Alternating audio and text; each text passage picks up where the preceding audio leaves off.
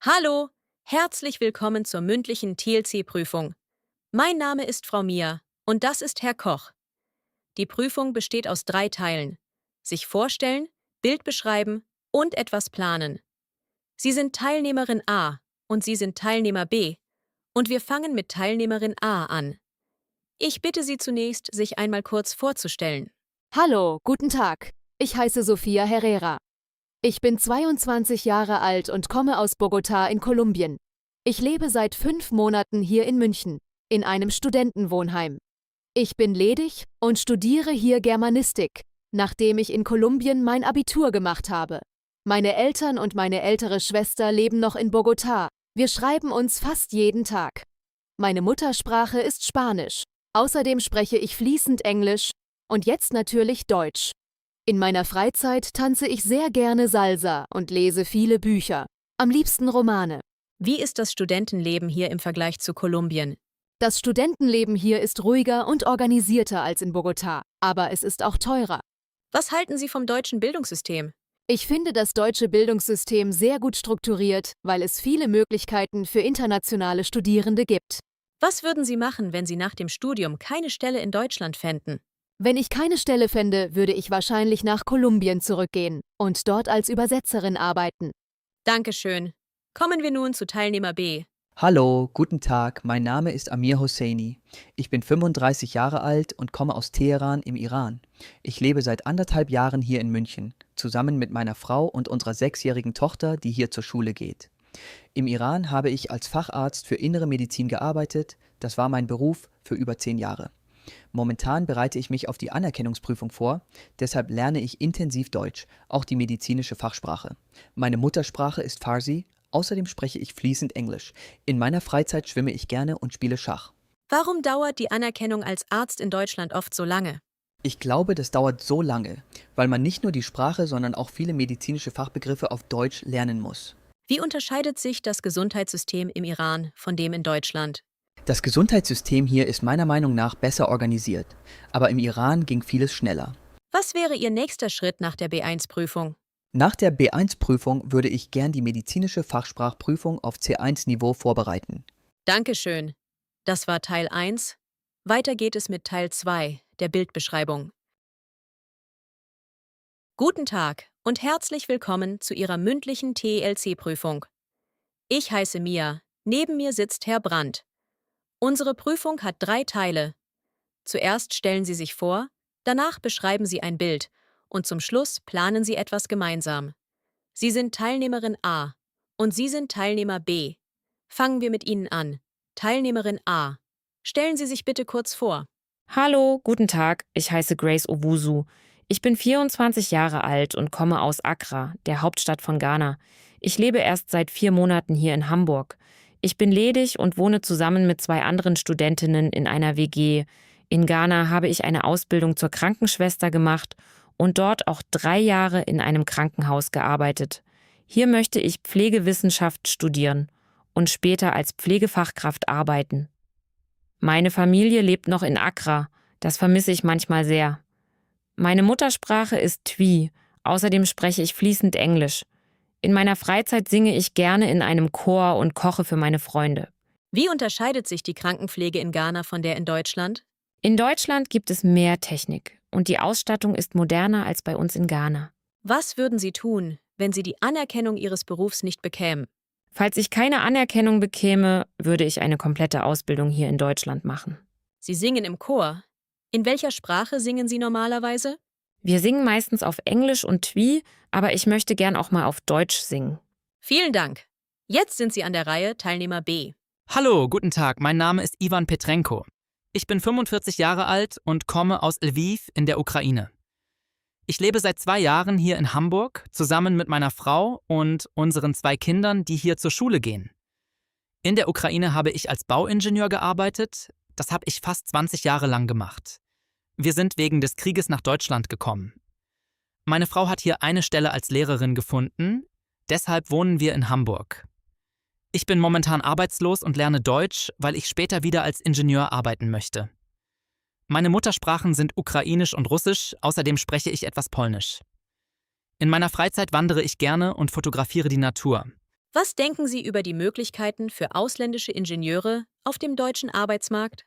Ich finde, dass es gute Möglichkeiten gibt, aber man muss zuerst sehr gut Deutsch lernen und oft zusätzliche Prüfungen machen. Warum haben Sie sich für Hamburg entschieden? Wir haben uns für Hamburg entschieden, weil meine Frau hier eine Stelle als Lehrerin gefunden hat. Glauben Sie, dass Sie nach dem B1-Kurs direkt als Ingenieur arbeiten können? Ich glaube nicht, dass es sofort möglich ist, weil ich zuerst B2 und vielleicht C1 brauche, um Fachtexte zu verstehen. Vielen Dank Ihnen beiden. Damit ist Teil 1 abgeschlossen. Wir kommen jetzt zu Teil 2, der Bildbeschreibung. Hallo, herzlich willkommen zur mündlichen TLC-Prüfung. Mein Name ist Frau Mia und das ist Herr Koch. Die Prüfung besteht aus 3 Teilen: sich vorstellen, Bild beschreiben und etwas planen. Sie sind Teilnehmerin A und Sie sind Teilnehmer B und wir fangen mit Teilnehmerin A an. Ich bitte Sie zunächst, sich einmal kurz vorzustellen. Hallo, guten Tag. Ich heiße Leila Rahimi. Ich bin 29 Jahre alt und komme aus Kabul in Afghanistan. Ich lebe seit 3 Jahren hier in Berlin, zusammen mit meinem Mann und unseren 2 Söhnen. In Afghanistan habe ich als Grundschullehrerin gearbeitet. Das war für mich immer eine Leidenschaft. Aktuell arbeite ich als Aushilfe in einer Kita, weil ich sehr gerne mit Kindern arbeite. Nachdem ich B1 und B2 geschafft habe, möchte ich eine Ausbildung zur Erzieherin machen. Meine Muttersprache ist Dari, außerdem spreche ich etwas Englisch. In meiner Freizeit backe ich gerne und spiele mit meinen Kindern. Sie arbeiten schon in einer Kita. Was gefällt Ihnen an dieser Arbeit am meisten? Mir gefällt am meisten, dass ich mit Kindern arbeiten kann. Das war schon in Afghanistan meine Leidenschaft. Wie unterscheidet sich die Arbeit mit Kindern hier von der in Afghanistan? Hier haben die Kinder viel mehr Freiheit beim Spielen, während es bei uns strenger zuging. Was denken Sie über den Beruf der Erzieherin in Deutschland? Ich finde, dass es ein sehr wichtiger Beruf ist, auch wenn er meiner Meinung nach nicht genug bezahlt wird. Dankeschön, das war sehr gut. Weiter geht's mit Teilnehmer B. Hallo, guten Tag. Mein Name ist Miguel Torres. Ich bin 31 Jahre alt und komme aus Quito in Ecuador. Ich lebe seit 10 Monaten hier in Berlin. Ich bin ledig und wohne allein in einer kleinen Wohnung. In Ecuador habe ich mehrere Jahre als Koch in einem Hotel gearbeitet. Hier arbeite ich momentan als Küchenhilfe in einem Restaurant, aber nach dem Deutschkurs möchte ich eine Ausbildung zum Koch machen, damit mein Abschluss hier anerkannt wird. Meine Muttersprache ist Spanisch, außerdem spreche ich ein bisschen Englisch. In meiner Freizeit koche ich natürlich sehr gerne und ich spiele auch Fußball. Was würden Sie kochen, wenn Sie für Ihre Prüfer ein typisches Gericht aus Ecuador zubereiten müssten? Ich würde wahrscheinlich Ceviche machen, das ist eines der bekanntesten Gerichte aus meiner Heimat. Warum wollen Sie eine Ausbildung machen, obwohl Sie schon als Koch gearbeitet haben?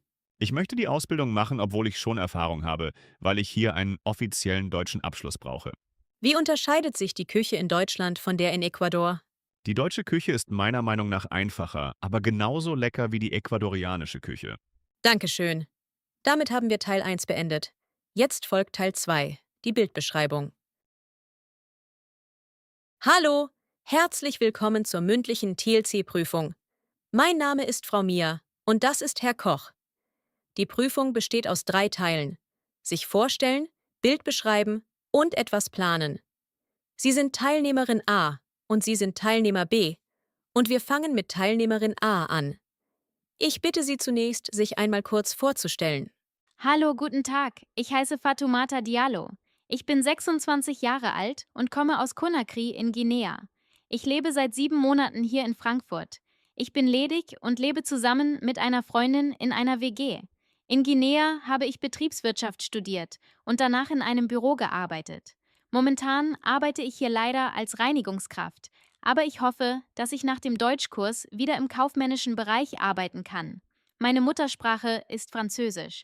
Außerdem spreche ich etwas Englisch. In meiner Freizeit lese ich sehr gerne und reise, wenn ich genug Geld dafür habe. Was denken Sie darüber, dass Sie momentan nicht in Ihrem gelernten Beruf arbeiten? Ehrlich gesagt finde ich das frustrierend, aber ich weiß, dass es nur vorübergehend ist, bis mein Deutsch besser ist. Wie unterscheidet sich das Arbeitsleben hier von dem in Guinea? Hier ist alles pünktlicher und strukturierter als in Guinea, wo vieles spontaner läuft. Was würden Sie tun, wenn Sie sofort eine Stelle im kaufmännischen Bereich bekommen könnten? Wenn ich sofort eine Stelle bekommen könnte, würde ich mich natürlich sehr freuen. Aber ohne besseres Deutsch ist das momentan noch unrealistisch. Vielen Dank für Ihre Vorstellung. Nun bitte ich Teilnehmer B. Hallo, guten Tag. Mein Name ist Deniz Aydın. Ich bin 28 Jahre alt. und komme aus Izmir in der Türkei. Ich lebe seit einem Jahr hier in Frankfurt, zusammen mit meiner Frau. Wir haben noch keine Kinder. In der Türkei habe ich als Assistent für einen Bauingenieur gearbeitet. Hier arbeite ich momentan auf dem Bau als Hilfsarbeiter. Aber nach der B1-Prüfung möchte ich eine Umschulung machen. Meine Muttersprache ist Türkisch, außerdem spreche ich ein bisschen Englisch. In meiner Freizeit fahre ich gerne Raid und schaue Filme. Warum haben Sie sich entschieden, in Deutschland noch einmal von vorne anzufangen? Ich habe mich dafür entschieden, weil die Gehälter und die Arbeitsbedingungen hier viel besser sind als in der Türkei. Wie unterscheidet sich das Bauwesen hier von dem in der Türkei? Hier wird meiner Meinung nach mehr auf Sicherheit geachtet als in der Türkei. Was sind Ihre Pläne, nachdem Sie B1 und B2 geschafft haben? Nachdem ich B2 geschafft habe, möchte ich eine Umschulung zum Bautechniker machen. Vielen Dank. Teil 1 ist damit abgeschlossen. Wir machen weiter mit Teil 2, der Bildbeschreibung. Hallo, herzlich willkommen zur mündlichen TLC-Prüfung. Mein Name ist Frau Mia und das ist Herr Koch. Die Prüfung besteht aus 3 Teilen: sich vorstellen, Bild beschreiben und etwas planen. Sie sind Teilnehmerin A und Sie sind Teilnehmer B und wir fangen mit Teilnehmerin A an. Ich bitte Sie zunächst, sich einmal kurz vorzustellen. Hallo, guten Tag. Ich heiße Mariam Khalil.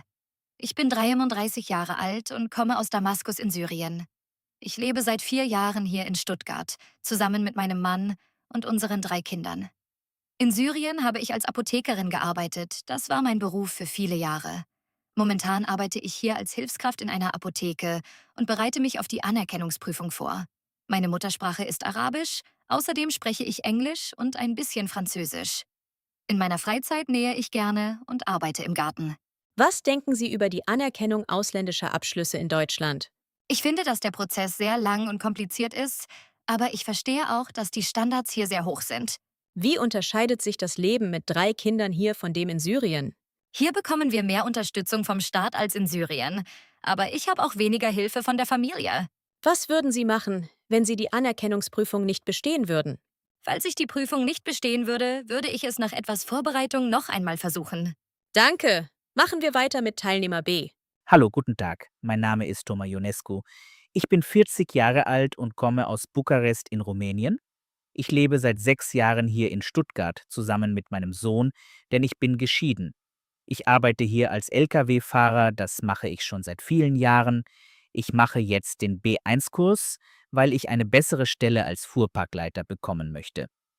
Meine Muttersprache ist Rumänisch, außerdem spreche ich etwas Italienisch. In meiner Freizeit gehe ich gerne angeln und fahre Motorrad. Warum brauchen Sie für eine Stelle als Fuhrparkleiter bessere Deutschkenntnisse, obwohl Sie schon lange als Fahrer arbeiten? Ich brauche bessere Deutschkenntnisse, weil ich als Fuhrparkleiter viel mehr mit Kollegen und Kunden sprechen und auch E-Mails schreiben muss. Wie unterscheidet sich das Leben als alleinerziehender Vater hier von dem in Rumänien? Es ist hier organisierter, weil es mehr Kitas und Unterstützung gibt, aber es ist trotzdem nicht leicht. Was denken Sie über die Work-Life-Balance in Deutschland? Meiner Meinung nach ist die Work-Life-Balance hier viel besser als in Rumänien. Danke. Das war's für Teil 1. Kommen wir zu Teil 2, der Bildbeschreibung. Hallo, herzlich willkommen zur mündlichen TLC-Prüfung. Mein Name ist Frau Mia und das ist Herr Koch. Die Prüfung besteht aus 3 Teilen: sich vorstellen, Bild beschreiben und etwas planen. Sie sind Teilnehmerin A und Sie sind Teilnehmer B und wir fangen mit Teilnehmerin A an. Ich bitte Sie zunächst, sich einmal kurz vorzustellen. Hallo, guten Tag. Ich heiße Ananya Rao. Ich bin 25 Jahre alt und komme aus Bangalore in Indien. Ich lebe seit 9 Monaten hier in Düsseldorf. Ich bin ledig und wohne allein in einer kleinen Wohnung. Ich habe Informatik studiert und arbeite jetzt als Werkstudentin in einer IT-Firma. Ich lerne Deutsch, weil ich nach dem Studium gerne eine Festanstellung hier bekommen möchte. Meine Muttersprachen sind Hindi und Kannada, außerdem spreche ich fließend Englisch. In meiner Freizeit mache ich Yoga und programmiere manchmal kleine Apps. Das ist auch ein Hobby für mich. Warum reicht Ihr Englisch nicht aus, wenn Sie doch in der IT arbeiten? Mein Englisch reicht für die Arbeit im Team, aber für eine Festanstellung möchte ich unbedingt auch gut Deutsch sprechen können, weil das für die Karriere wichtig ist. Wie unterscheidet sich die IT-Branche hier von der in Indien? Die Arbeitszeiten hier sind meiner Meinung nach geregelter als in Indien, wo man oft viel länger arbeitet. Was würden Sie tun, wenn Sie nach dem Studium keine Festanstellung bekämen? Wenn ich keine Festanstellung bekäme, würde ich wahrscheinlich in einer anderen deutschen Stadt oder auch im Ausland nach einer Stelle suchen. Dankeschön. Jetzt möchte ich Teilnehmer B bitten, sich vorzustellen. Hallo, guten Tag. Mein Name ist Youssef Ben Ali. Ich bin 27 Jahre alt und komme aus Tunis in Tunesien. Ich lebe seit einem Jahr hier in Düsseldorf. Ich bin ledig und lebe mit einem Freund zusammen in einer WG. Ich habe Tourismusmanagement studiert und arbeite momentan als Aushilfe an der Rezeption eines Hotels. Nach dem Deutschkurs möchte ich gerne eine feste Stelle im Hotelmanagement finden. Meine Muttersprache ist Arabisch, außerdem spreche ich fließend Französisch und Englisch. In meiner Freizeit reise ich sehr gerne und fotografiere. Was denken Sie über die Tourismusbranche in Deutschland im Vergleich zu Tunesien? Ich finde, dass der Tourismus hier ganzjähriger ist, während er in Tunesien stark von der Sommersaison abhängt. Sie fotografieren gerne. Was fotografieren Sie am liebsten hier in Deutschland? Ich fotografiere am liebsten Architektur und die Landschaft, besonders im Herbst, wenn die Blätter bunt werden. Glauben Sie, dass Sie mit B1 schon genug Deutsch für eine feste Stelle im Hotel haben? Ich glaube nicht, dass B1 genug ist, weil man im Hotelmanagement auch komplizierte Kundenwünsche verstehen muss. Deshalb möchte ich noch B2 machen. Dankeschön. Teil 1 ist beendet. Wir starten jetzt mit Teil 2, der Bildbeschreibung. Hallo, herzlich willkommen zur mündlichen TLC-Prüfung. Mein Name ist Frau Mia und das ist Herr Koch. Die Prüfung besteht aus 3 Teilen: sich vorstellen, Bild beschreiben und etwas planen. Sie sind Teilnehmerin A und Sie sind Teilnehmer B und wir fangen mit Teilnehmerin A an. Ich bitte Sie zunächst, sich einmal kurz vorzustellen.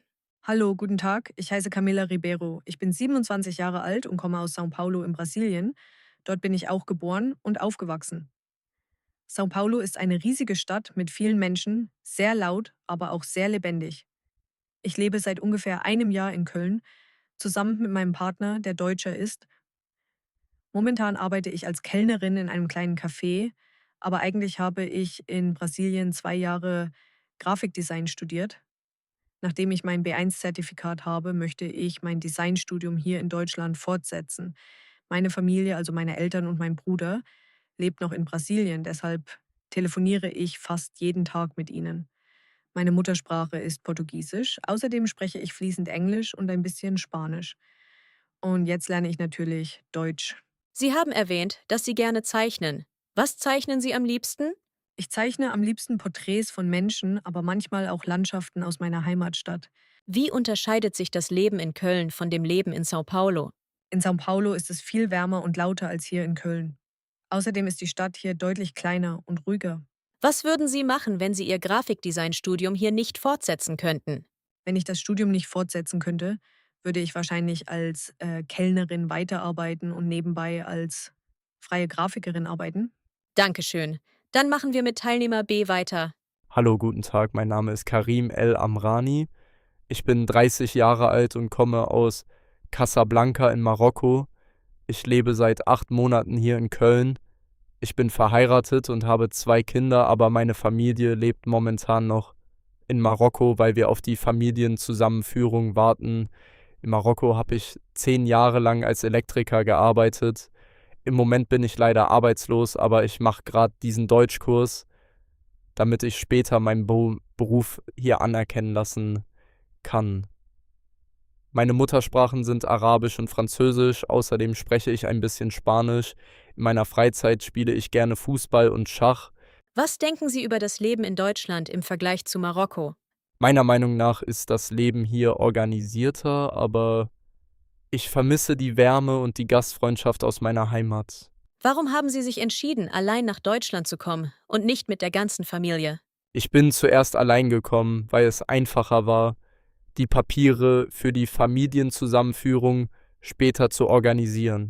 Was sind Ihre nächsten Schritte, nachdem Sie das B1-Zertifikat bekommen haben? Nachdem ich B1 geschafft habe, möchte ich B2 machen und dann meine Ausbildung als Elektriker anerkennen lassen. Dankeschön. Teil 1 der Präsentation ist beendet. Wir beginnen jetzt mit Teil 2, der Bildbeschreibung.